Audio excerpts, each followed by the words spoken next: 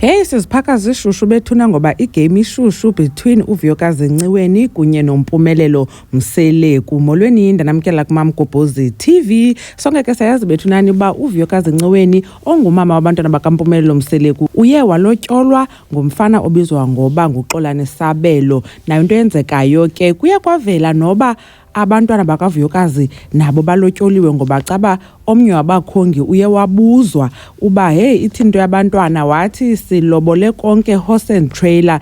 Loo nto ke yasinika impression yoba nabantwana balotyoliwe. Umpumelelo ke uye waya ku-Instagram wakhe wabhala ipost wafaka ke ekunye nabantwana bakhe. Ithi ke le post ibhalwe nguMpumelelo: zingane zami lapho enikhona nihlale nazi ukuthi ubaba uyanithanda, ningabulawa indlala ubaba ekhona. Le post ngiyenza ngoba angifuni manikhula kuthiwe nganilahla. Iqiniso niyolithola kunyoko ngoba yimpi yakhe le. Ukube bekwenye insizwa fanele engabe ngiyinqobe ekuseni lempi. Hlophekazi sasishilo ukuthi uyokhanyisa lapho kwaXhosa.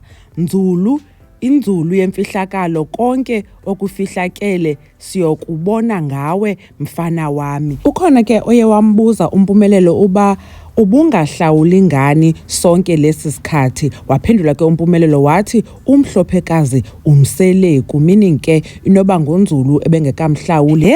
Wathetha ngomhlophekazi ngongathi ukwaXhosa ngoba uthi sakuthiyeli gama foba uyokhanyisa lapho akatsho uba kwaXhosa, meaning inoba selapha kweli cala. Yebethunani khe nicacise ke ngoku isiZulu siyandibhida kule part yoba ibingenye insizwa ngewayinqoba ekuseni lempi. Inoba ithini into? Abantu abaninzi ke ku-comment section yale post uMpumelelo ayifakileyo baye babuza uba hayibo Mpumelelo kutheni usithi bangafi indlala like as though baya endlaleni. Ukubone abanye ke bathi kuye uzubaxelele noba nawe wadlala ngomama wabo. UMpumelelo ke bethunani ebefakile post kudala iyaposta ke these days njengoba uVuyokazi okwelotyoliwe uske ungumpostile. Uye wachaza kubuzayo kwi-podcast yonke into esifuna ukuyiva sizayiva. Wabhala uba kukhulu okuzayo, so ke silindile ke lo podcast and ilapha ku-YouTube bethunani.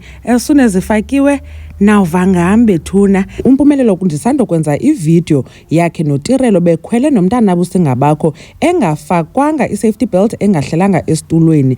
Nakule ivideo niyabona ukunye nomhlophekazi umntana uyajive emotweni, imoto iyahamba, akamxeleli uba nohlala phantsi ufake i-safety belt.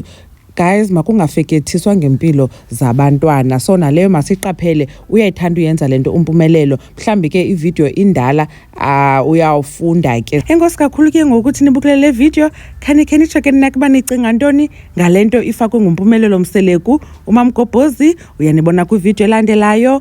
Bye.